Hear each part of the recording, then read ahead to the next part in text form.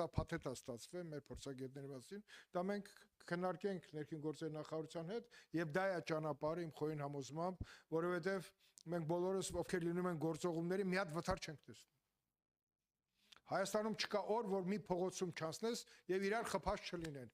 Երբ որ նայում ես, տեսնում ես էլի հեռախոսը ձեռքին է։ Կանայք թե տղամարդիկ, ես չեմ հավասարություն եմ դնում, բայց հեռախոսը փորձանք է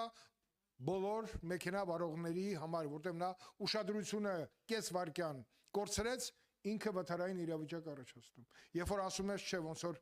եվրոպական երկրներում, Չինաստանում շատ բարձր թվեր են։ Երբ որ նա գիտի, որ բռնվեց, պետք է, չգիտեմ, $500 համարժեք գումար տա կամ 1000-ին, նա այլևս չի անի։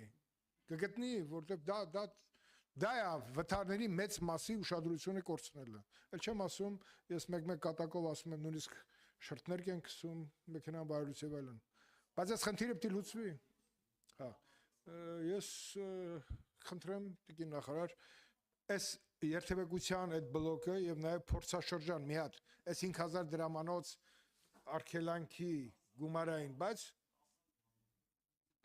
անենք դա։ Շնորհակալ